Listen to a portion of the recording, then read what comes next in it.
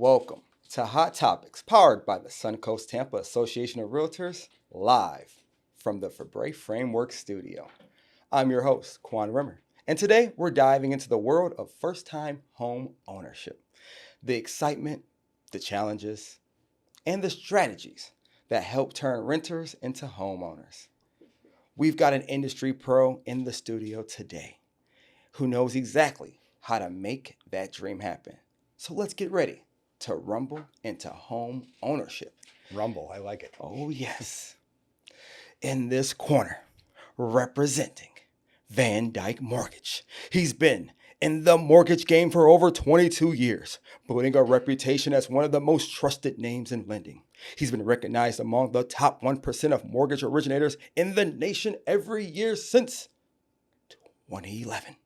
And his team, the Sean Miller team, has helped thousands of families across Florida find creative financing solutions that actually work. He's a master of down payment assistance programs, a go-to partner for realtors who want smooth, predictable closings, and a fierce advocate for first-time buyers who need that extra edge to get approved. Whether it's structuring complex deals, navigating challenging credit, or turning not yet into your approved, he's been doing it with all heart, hustle, and results. Please welcome back to Hot Topics, Sean, the lone strategist Miller. I feel like I'm watching the Chicago Bulls back when Jordan used to play in the beginning. Yes. Thanks. Welcome back, Sean. Thanks for having me. Man, yes. Okay. Let's start with the big one. What's the number one thing you wish every first-time home buyer knew before starting their journey? Well, I mean, they can get stressed, and I try to ease their stress. It's an exciting time to be able to buy. Yeah. But it's also a little bit stressful as well too. I was like, well, think about it this way: you're gonna have a payment whether you rent or whether you buy. So, It's true. just try to stay calm. Have trusted advisors, lender, realtor that you can trust are the most important things. People that are going to have your back and look out for you. That's good. Good. Sean, what inspired you to even get into the industry, to even help first-time home buyers? I did new home sales in 2001, 2002, and the first part of 2003. I was a mathematics major in college, so I always liked the numbers side of things. I just didn't exactly love sitting in the model home every single Saturday, every single Sunday, all day. And I always, again, back then, I used to be able to go over the payments, the cash to close, the credit reports as a sales rep. They allow me to do that, and I enjoyed that part of it. So I ended up going full-fledged into mortgages then 2003. And for the most part, when you get started, you're going to deal with a lot of first-time home buyers as a loan officer. Those are typically going to be your first clients are going to be the first-time home buyers. Now, I've been doing this for 23 years. I still deal with first-time home buyers, but a lot of my first-time home buyers that bought 10 years ago, 15 years ago, are now buying another house through us. So I'm not dealing with all first-time home buyers now, but it is a great feeling, like when somebody is getting the keys to their first house and being able to move in. The one negative part about me being on the lending side of things, I don't get to see them in the home. Like a real estate agent, they get that's the fun part, being able to show them the houses. I'm dealing with the numbers, the not so fun part sometimes. Yeah, the interest they're paying. Yes. So tell me, from your perspectives in lending, what is the biggest misconception first-time buyers have when they start their home buying process? Monthly payment. They aren't realistic a lot of times about the monthly payment that it's probably going to be to get the home that they're going to want.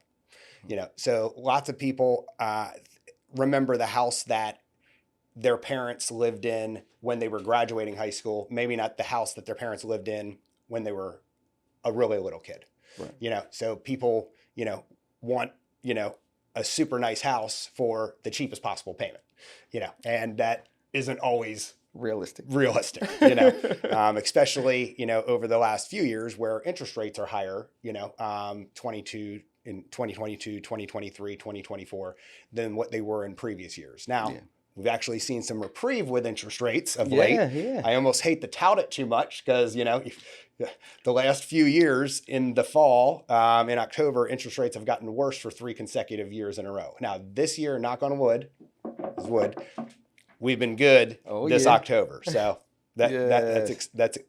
that's exciting because making the home affordable is important, especially for the first-time home buyers. Yes. What are some of the most important first steps a potential buyer should take before they even start looking for a home? Well, first step, most times you're going to speak with a real estate agent. Most times, Right. My suggestion would be very soon after doing that, talk with a lender. Let's see what you're going to qualify for. You may, want a house payment of $2,000 a month. You may qualify for a house payment of $4,000 a month, and you need to see where that's going to put you. Yeah. Most times the amount of money that the buyer says they want to pay per month is usually a good bit less than what they're going to have to pay to get the home that they want. Makes sense. So talking with a lender, making sure they pull your credit. Now, a recent change within the last 12 months, we're doing soft credit inquiries a lot more frequently now than hard credit inquiries on their credit report. So lots of times the first-time home buyers are like, oh, I don't want to ding my credit. And they'll be hesitant to move forward with a pre-qual if we're going to do a hard inquiry. Well, now we can do a soft inquiry to pre-qual them. We can also run our automated underwriting approvals with the soft inquiry. We didn't used to be able to do that. So we want to make sure that we're not putting clients in their vehicle and real estate agents' vehicles and them not be able to qualify for the home they're buying. Okay. That's good. So Touching on that, because buyers do worry about those credit scores. What is a realistic score to aim for, and what can someone do if their score is not quite there yet? yeah, so a very popular first-time home buyer program is the Florida Housing Down Payment Assistance Program. That requires a 640 credit score minimum for government loans. That's FHA, VA, and USDA loans. VA is for veterans, people in the military. USDA is a rural housing loan. So there's not as many areas around here any longer that are rural housing. Some areas of Valrico, Ruskin, Apollo Beach, like Wesley Chapel used to be long time ago, not any longer. There may be some areas of Zephyr Hills, the further north you go in Pasco. So the Florida housing requires a 640 credit score. If it's a single family home. If it's a manufactured home, they require a 660 credit score. So ideally 640. Now, for conventional down payment assistance, even though the minimum credit score requirement is 640, generally we're not going to get our computer generated underwriting approvals with under like a 700 credit score, 720 credit score, maybe even 740 credit score. So it just depends for conventional. Okay. You just mentioned there's so many loan programs, FHA, conventional, VA, the various assistant grants. How do you help clients determine which one fits them best? Yeah, so there are city programs, there are some county programs, there are state programs. The state program through Florida Housing is by far and away the easiest. Okay. City of Tampa has an outstanding down payment assistance program if the house is within the City of Tampa limits. However, it's not the easiest to get approved for. They have stricter income limits with a lot of these city and county programs than the state program does. So can't make quite as much money a lot of times, not all times. They also have stricter debt to income ratio requirements, and they also have stricter condition of property requirements. So like the City of Tampa, outstanding program, but we have to provide a home inspection that the buyer does, and also the city does their own home inspection. Oh, wow. So any repairs on there, the city wants taken care of. So that sometimes isn't always possible because a lot of these houses aren't going to be in mint condition. Right. They're not going to be new. So the state program is just a regular appraisal. We underwrite it, where the city programs, county programs, they sometimes run out of money. We run out of time with getting it closed because they take longer, or the property doesn't qualify. So state program by far and away is the easiest because it's just a traditional underwrite of the loan. Okay. The state program is typically $10,000 of down payment assistance. There are options where you can get $12,500 of down payment assistance where there's a second mortgage payment tied to it. And there's also a Hometown Heroes program, which is really popular now. There they get 5% of the loan amount, not to exceed $35,000. That's for your first responders, police officer, firefighter, nurses, people in the medical field, teachers, veterans, so people in education. They have to be working for a Florida-based company full-time for that program. That doesn't always have funds. It does currently have funds in it right now, though. That's an awesome program. Okay. So you just talked about a lot of local and state down payment assistance program. What roles does all these programs play in today's market? And are there any new or maybe lesser known options buyers should be aware of? So every once in a while there's a GTAR grant, the Realtor Cares Foundation, but that doesn't always have funds. Now known as STAR. I'm sorry. Now known as STAR. Star. I don't know if there's a STAR program, but Yes. okay. But the city program, the county program, what I always suggest, listen, even if you're buying within the city of Tampa limits, it's fine if you want to go get approved for that down payment assistance to the city of Tampa, but that's going to be the best case scenario. I want to prepare them for worst case scenario. So worst case scenario, we just use the regular state-backed down payment assistance program. And if we have time or if there's funds available, we can sometimes even stack those programs on top of each other. Doesn't make it easier. Okay. So just try to prepare them for worst case scenario. Okay. Okay. The city and county programs, a lot of times the buyers may have to take that class, the home buyer class, in person, and they can't start putting offers on homes until they're approved for that city program. Okay. Where the state-backed program, they can put offers in right away, and it's a free online home buyer course they can take, and it doesn't take like an extreme amount of time. The City of Tampa program, though, the realtor and the lender have to be on the approved lender and realtor list. So. Okay. It's a little bit different than on the state-backed program. Just the lender has to be on the approved list. How could a realtor get on that list? It used to be an in-person class. Now you can contact me and I can email you the point of contact. It's Trina Gaston Gardner. She's with the City of Tampa. But get a hold of me and I can forward you the link to take the class. Nice. So interest rates. We just was talking about them. They're always a major topic of discussion. How should first-time buyers approach purchasing now in that higher rate environment? Yeah, well, first and foremost, talk with your lender, get pre-approved, have them run numbers. So I have a client that says, hey, I want to bump my purchase price range up to $375,000. I pre-approved her up to $250,000 to $275,000 based on what she wanted to pay per month. Okay. Mm-hmm. So she wanted to pay $2,400 per month. I was like, well, for the properties that you're looking for, you probably want to stay around a $250,000 sales price. She's like, well, I want to bump my price up to $375,000. I was like, okay, well, just realize your monthly payments are going to be going over $3,000 per month. So have the lender run, hey, here's your payments at $250,000. Here's your payments at $300,000, $350,000, $400,000. So they have an idea, because once they go look at a $400,000 property, it's going to be tough for them to settle on a $250,000 property. Yeah. So you don't want to be looking for more expensive houses than A, you qualify for, B, that you're comfortable affording. Okay. Yes. Don't want to fall in love with a house you can't afford. Yeah. and it's easy to that's easy to do. The higher the price point, it's much easier to fall in love with those houses. Yeah. You need to remember, listen, this isn't going to be the house you're probably going to live in forever. You may be in your first house 5 to 7 years, used to be the average. Maybe now might be a little bit longer. Yes. So tell me, you got any advice for buyers who are, competing right now in a tight inventory markets, or they might go in against cash offers? Yeah. So what we'll do, we'll get their file underwritten after they get us all their income documents, and then we can give them a certificate saying all they need to do is order the appraisal. So then the sellers are going to feel more comfortable taking their offer versus if they haven't even had their income documents reviewed.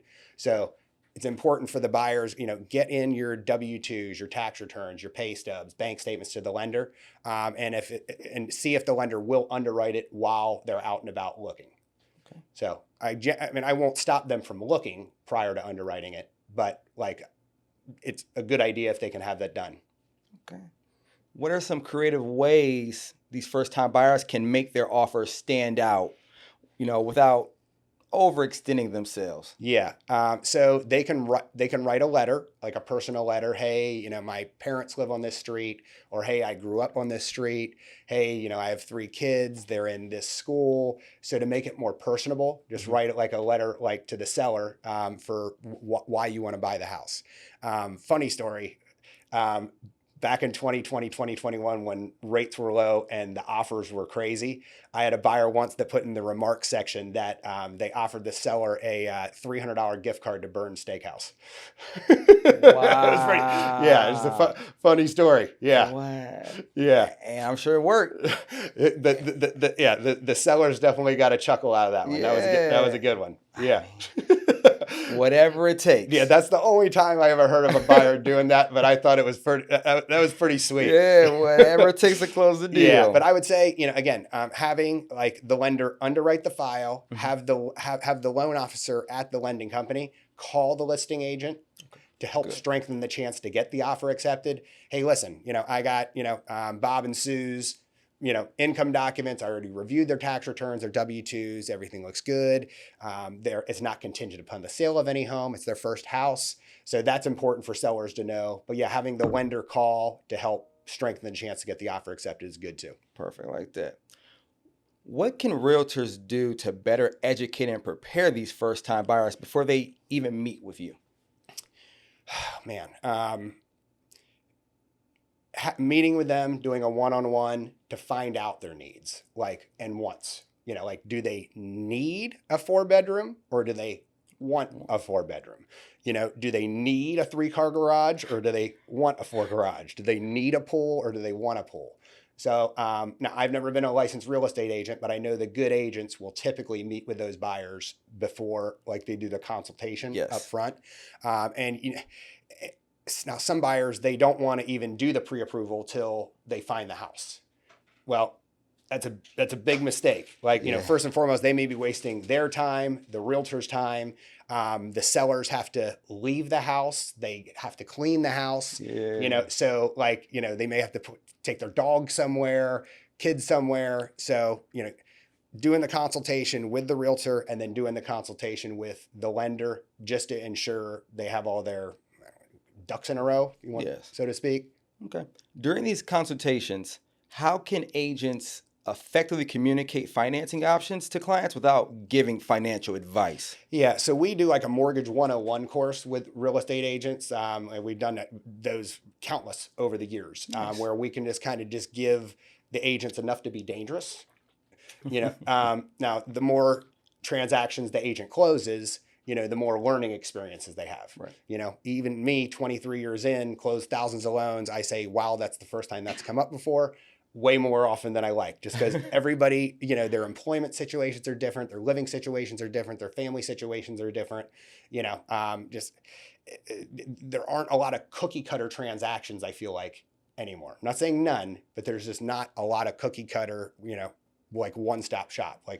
That's one thing I really like about what I do for a living is it's different problem solving every day, and you're helping people overcome credit challenges, maybe short time on job, not enough money in the bank, strategizing. Can you do gift funds? Can you pull out of their retirement accounts? So just going over the different options with them. Yes. And what are some red flags realtors should look for early in this process that might signal a buyer, needs additional preparation or support? One big thing is if they're separated from a spouse.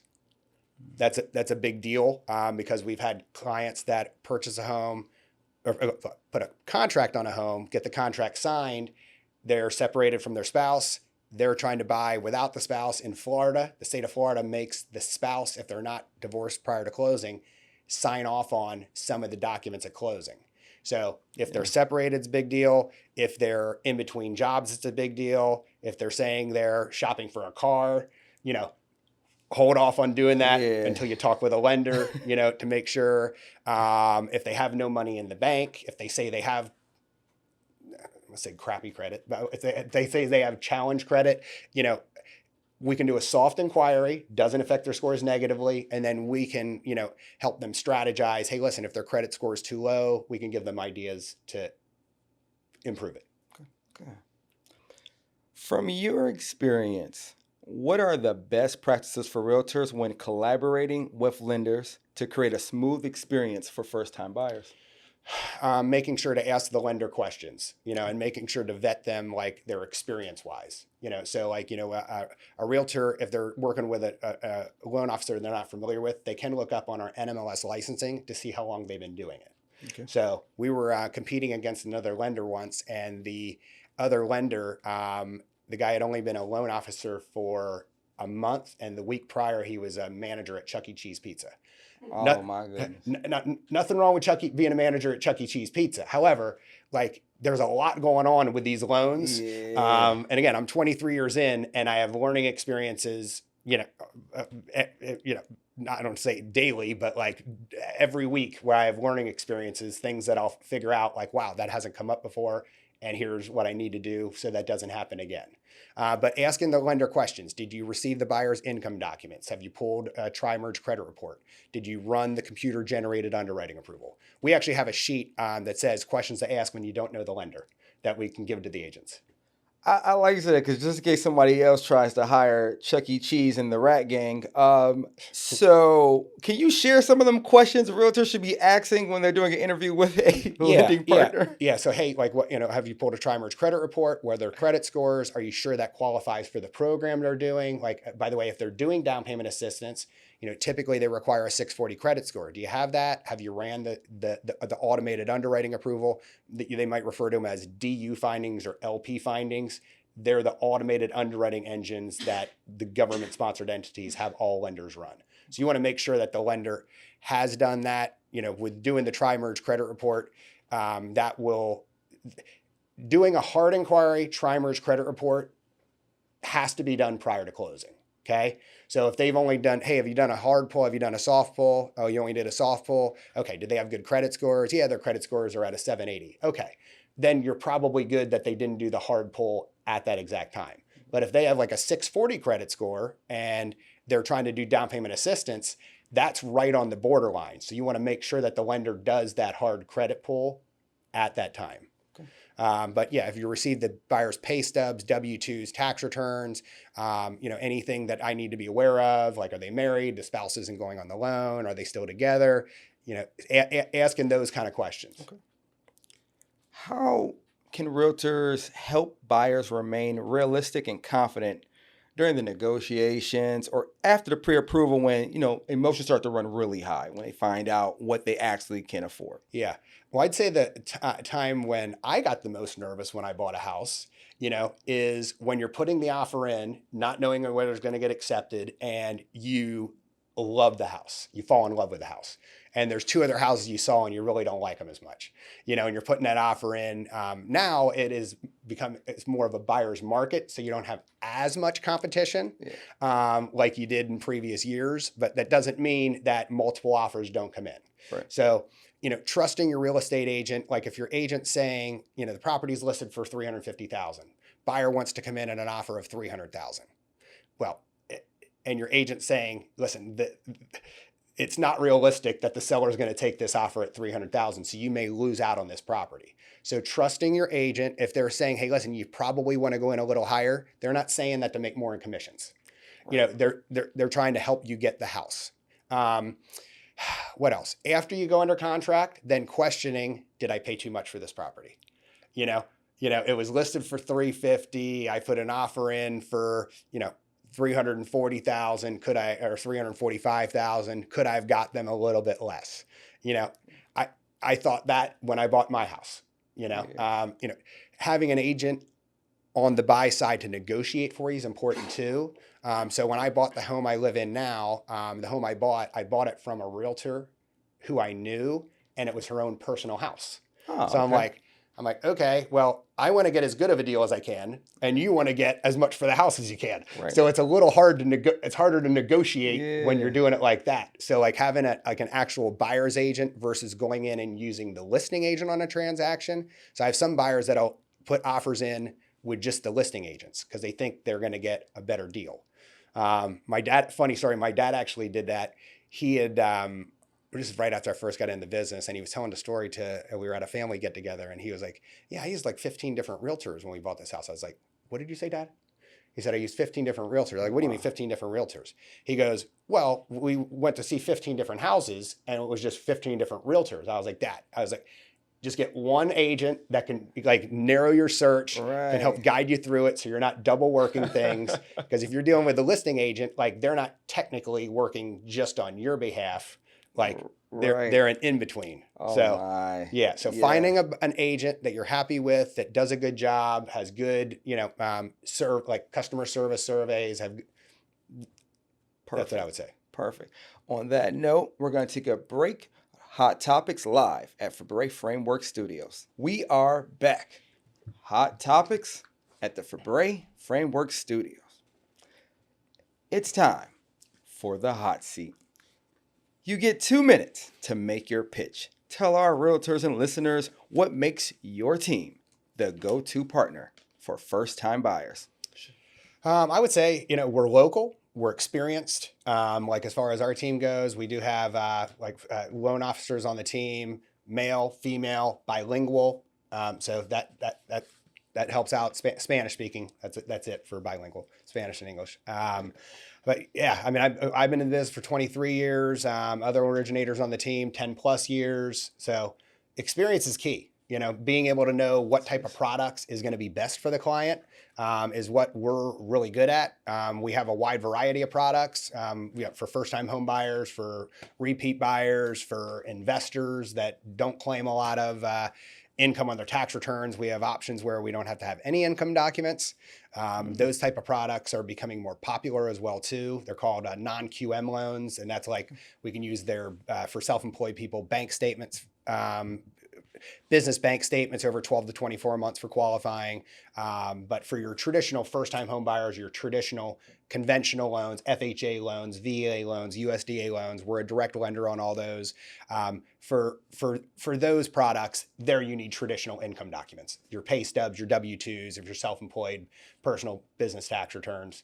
But yeah, I mean, I was yeah, we're local, we're experienced, and we're really good. I've been with Van Dyke Mortgage for 15 years, and I have no complaints. If a loan officer can't be successful at our company, I don't feel like they're going to be successful anywhere. So Nice. Now, make sure you tell the listeners how they can find you, contact info with. Yep. So you can contact us at our office at 727-214-6400 or my website, SeanMillerHomeLoans.com or the SeanMillerTeam.com. And Sean's SHAWN, just so everybody knows. Okay. Perfect. I like it. Let's get back to these questions.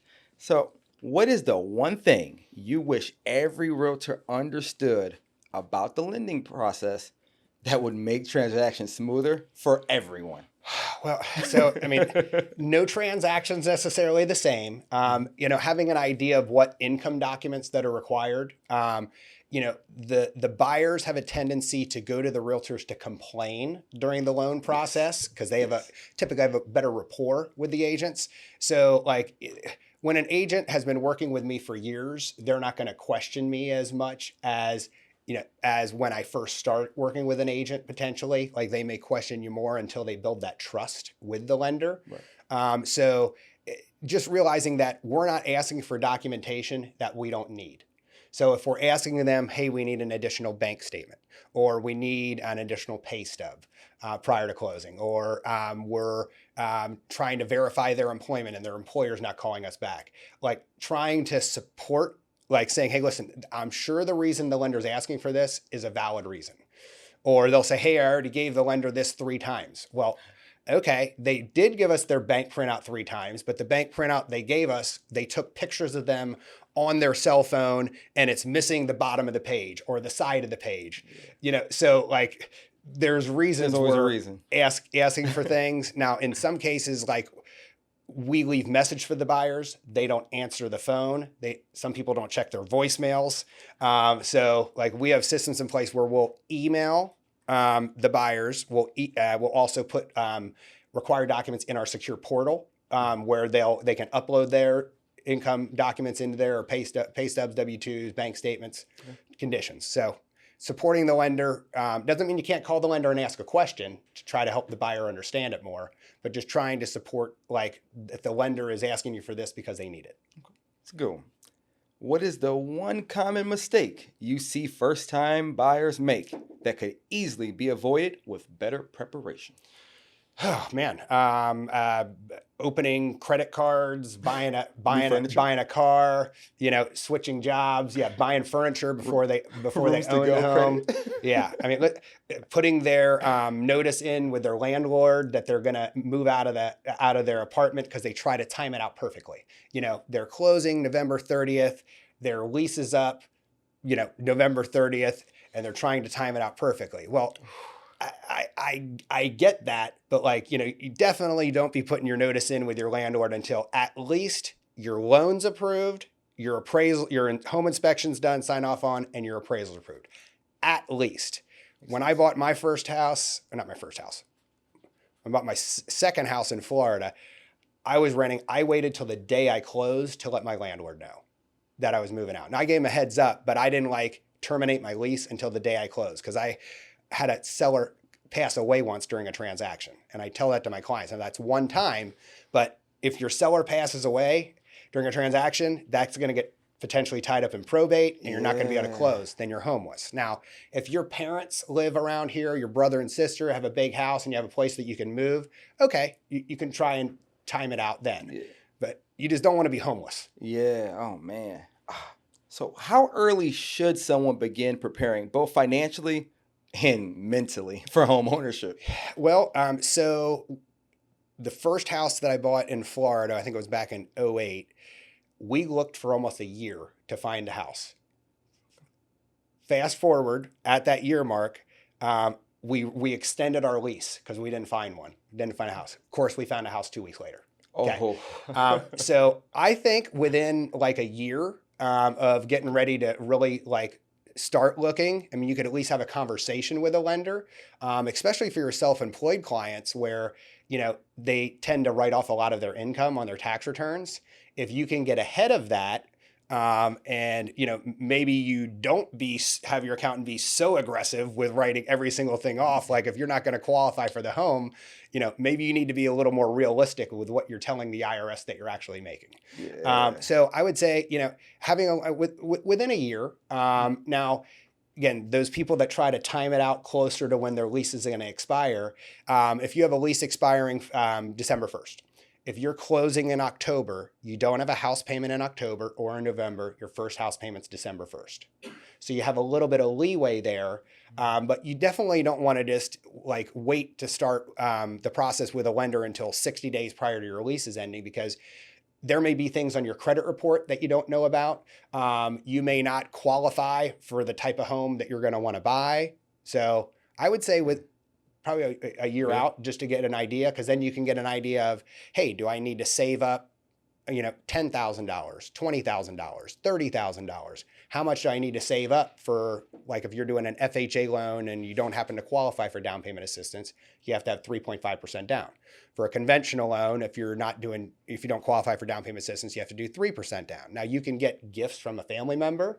You could, sometimes people do a loan against their 401k. They have, maybe funds in Bitcoin or, something that they want to, use that. So talking to the lender ahead of time so you know how all that works. Okay. How important is it for the buyers to work with a realtor early in the process? And what qualities should first-time buyers look for? So I would say the simplest thing, if you have somebody that has used an agent, one time, multiple times, and they had a great experience with them, and that agent has good reviews on Facebook or Zillow or Realtor.com, and they have good reviews, I would say that, again, probably word of mouth. You have somebody that has had a good experience with that realtor or with that lender. That's probably the simplest way to do it. And then talk with them and see if you connect. If you do, great. If you don't, talk to somebody else that has bought a house and they had a different realtor, and just see who you connect well with. Okay. And they may not, the agent that they use may not even be in the business anymore. They may have moved. They may live in Spring Hill now and you're looking in, Valrico. So finding an agent that's going to be able to service the area that you're looking into is going to be important. Good. Can you share a success story of a first-time buyer who overcame challenges and achieved home ownership through your proper guidance and teamwork. Yeah. Well, it's nice when they listen to your guidance and teamwork. Okay. Same with my kids. It's nice when my daughters listen to my advice. Okay. Even though our wives don't. I'm just kidding. I'm just kidding. So credit challenges is usually like if their credit scores aren't high enough. A lot of times that may be the easiest thing to correct. And sometimes it's not if their credit's very damaged. But like sometimes like if their credit scores are at a 620 credit score, they want to get to a 640 to go to a down payment assistance program. It may be as simple as opening up one credit card. Like if you just have student loans on your credit report, okay, or a car loan, having one revolving credit card on there is always good that you use, pay off. You really only need one or two. Leaving a little balance on that credit card. Okay. It could be as simple as that. It could be as simple as, they got a 620 credit score. They want to do down payment assistance at a 640 and they have a medical collection for $110. They get that, they pay off the medical collection. Now, when medical collections are paid off, they're supposed to now be deleted from the credit reports. So it could be as simple as that for us helping them correct, whatever issue that they have. So it is very rewarding though, like when they do it like you advise them to do and it works, and then you're able to get them closed and then they send you, a picture if you don't happen to make the closing, they send you a picture and text message and at the new house. And I'm like, that's awesome. I love it. Very, very, very, very rewarding. Or, they didn't qualify for the home that they were wanting at a $300,000 purchase price, and you help them brainstorm. Well, hey, you have your car loan, which you owe $10,000 on, and your car payment's $650 a month. Have you thought about you have a 401k that they can do a loan against, and they could pay off that auto loan, and then they may qualify to purchase that home then. Yeah. So just helping them strategize. Or sometimes people think, hey, I want to put 20% down, and the payment is higher than what they want. I was like, well, have you thought about maybe you could put 5% down and pay off your credit cards or your car loan or this installment loan? And then that ends up being less money out of pocket per month. So helping them strategize, that's exciting too. Yeah. You had earlier talked about your class for realtors to make them, with enough information to be, slightly deadly. Do you have any educational outreach or programs or resources that you offer to help first-time buyers feel, confident and informed? Well, there's an online home buyer course they can take through Fannie Mae or Freddie Mac. They're both a little bit different that they can take online. And we have tons of PowerPoint presentations that we've done for first-time home buyer presentations over the years. We have the Mortgage 101 for the real estate agents that we've done over the years. So we can share that information with them. I mean, the easiest thing is to talk with a trusted lender, talk through it with them, talk with a trusted realtor. That's going to be the easiest way to kind of learn. But there's plenty of resources online that they could take advantage of. If you could give one key piece of advice to every first-time home buyer or realtor helping them, what would it be? Oh boy. One key piece of advice. Work with somebody that has your best interest in mind. It's not like I talked a buyer out of buying this week. I've talked a borrower out of doing a refinance this week because it didn't make sense. I was like, listen, guys, you got $25,000 of credit card debt. Your rent payment right now is, I think it was like $1,100 or $1,200, and they lived with a roommate. And I was like, listen, take advantage of that for right now. Don't jump into a $3,000 house payment with having $25,000 of credit card debt. Yeah. Getting a sale is not important to me. I want to set them up for success in the long run. So working with people that have your best interest in mind. Like a real estate agent is not going to, a good real estate agent is not going to try to pressure you to bump up your price point, and put you in a bad spot financially. Same with a trusted lender. They're not going to want to put you in a bad spot. I want you to be able to make your house payment. Yes. Yes. You kind of talked about, you said they can find stuff online, but is there anything directly you recommend for them to go, for our listeners to learn more about programs, learn more about guidance, any next steps? Is there anywhere you would direct them to go first? I mean, there's plenty of things like, like YouTube. YouTube. You go to YouTube. Like we have a YouTube channel where we put different tips and things for real estate Shout agents, that out. for What's home the YouTube buyers. channel you got? Gabrielle's going to be mad at me. I'm Just not do sure. it. Just do it. Yeah, I'm not sure what it's called. Oh, you don't know it? Yeah. Oh, Just use Sean Miller Van Dyke Mortgage and YouTube, and I'm Gabrielle's sure going to be mad. When she it would listens pop up. to this, Yeah, you are so in trouble. I actually, yeah, I did overhear her talking with somebody that, hey, there's a name for a YouTube channel, but I actually have not looked on mine. So sorry, guys. Search for your YouTube channel. It has some resources there. Yeah. Oh my. Yeah. All right. I'm gonna hit you with one last question because I know you gotta go because you're about to get in trouble now that you didn't know that YouTube name.